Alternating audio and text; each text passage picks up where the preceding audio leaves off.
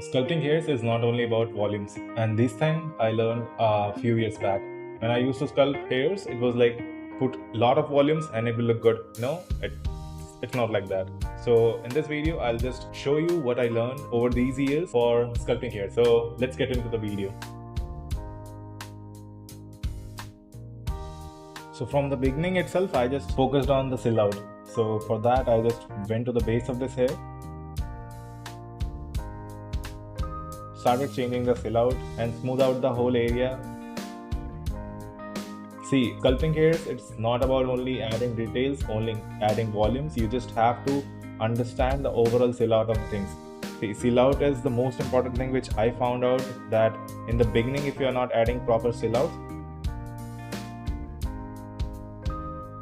for this, I would suggest, it's a kind of tip, I would suggest that just go for the real references of this particular hairstyle which you are creating, so that you will understand how hairs behave dynamically in the real world. And because of that, you will be able to properly understand the silhouette of that particular hair and you can sculpt it then.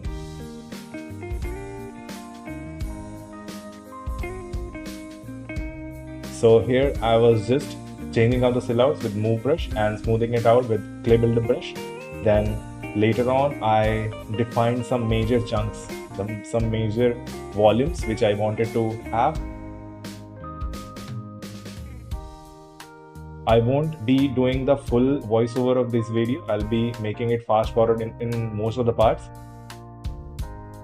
But the tips will remain same. I'll just add the points which I learned, and other than that, what I have to show is not that important.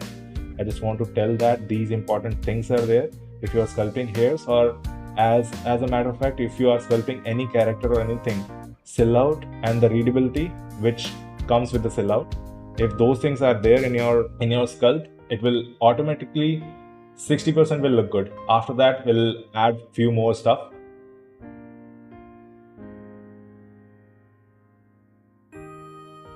So the next most important thing is form and flow of the hair. If let's say you are sculpting a long hairs, which I was doing in this case. So if you are sculpting a long hairs, in that case, flow becomes a very important thing. And if you are sculpting like short hairs, still flow is very important, but you have to just put some strokes on it. But if long hairs are there, you have to properly follow the flow which is there in your reference. Definitely follow the reference, because if you are not following the reference, what will happen is you will make the flow, that is fine, but those flow will not be in a proper form. You will be just making some snakes on the sculpt that will look odd at the end. In the beginning, it will definitely look good, because it happens with every artist. When they are working on something, first glance, everything will look good.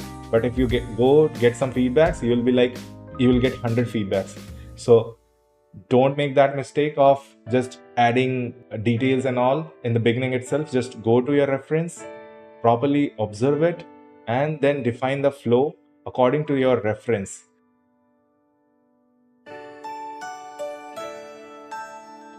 In flow, you just have to keep in mind that there is this overlapping which happens with every layer of hairs. With the rough flow, I was kind of maintaining the whole volume and the negative spaces which should be there.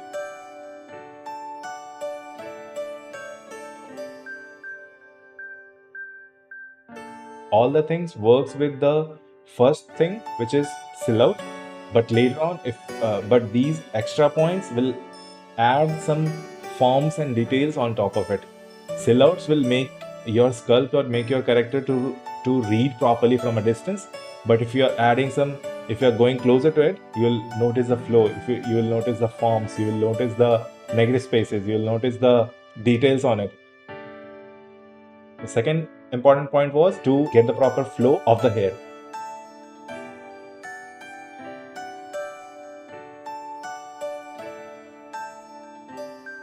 So now we came to the third most important point, which is hairs are always in layers. Basically, hairs are always in layers. What I mean by that is, if you go see someone's hair or your own hairs, they are not like flat plane or flat volume. They are not like some kind of dough. They have negative spaces in between them. They have overlapping in between them. That makes them look like they are having layers. From the bottom to the top, they are having layers.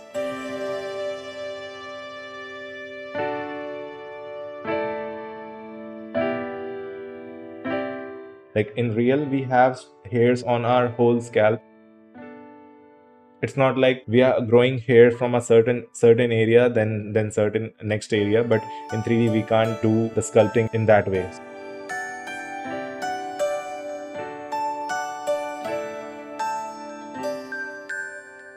So for that, we have to fake it so that it will look kind of close to real by putting layers on it, putting layers of sculpt on it.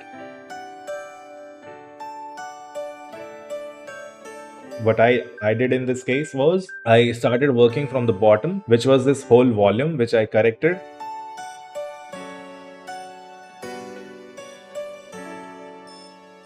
Proper with the sill out. Then later on, I added the thick strands, which will serve as the another layer of depth on top of the sculpted base, the sculpted sill out base.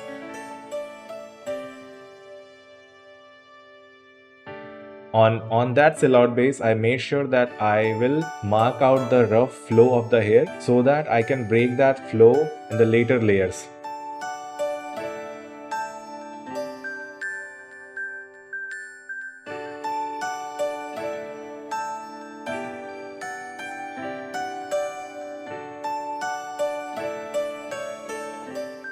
I just added the layers on it. Then later on, I'll play with the colors, which is another important part, because when you look at things in grayscale, they have different representation. But when you add colors, and you can create the depth with the colors also. So we will work with the colors and the strands simultaneously, so that at the end of it, we'll get a proper result.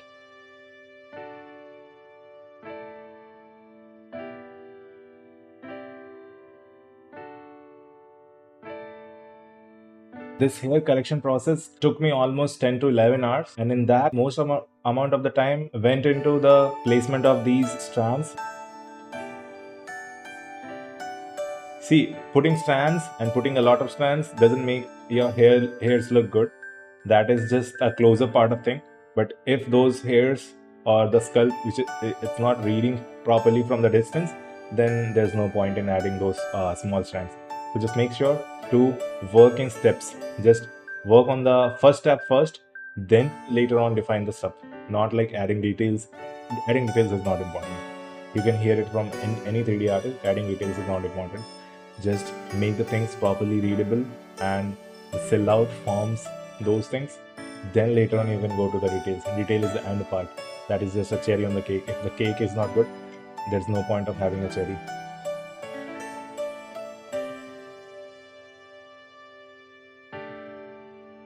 Next part is putting colors on it. So I didn't spend that much time on the colors, because later on I just wanted a simple render. And simple render in the sense, I just wanted to print this model as a 3D print. So I was aiming for that, so I didn't put that much effort in putting colors. But colors is also a very important thing. You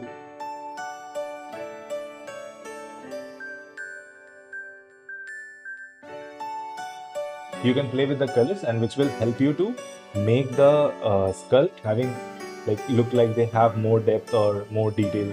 You can change some alpha in this paintbrush, and you can just paint on the strands, and that will look like you are having those separate strands on that thick strands.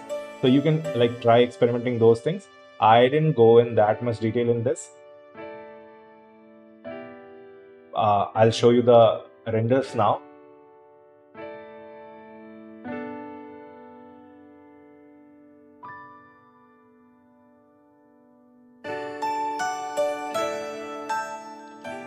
This is how I turned this old blob of hairs into this kind of good big hair sculpt. Because yeah, later on, if I'll look at it after 2 years, maybe I'll learn more and I'll just improve it more, maybe, or else I'll just work on some other sculpt.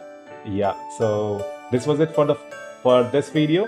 and I hope you got some good points which you will be using in your sculpt.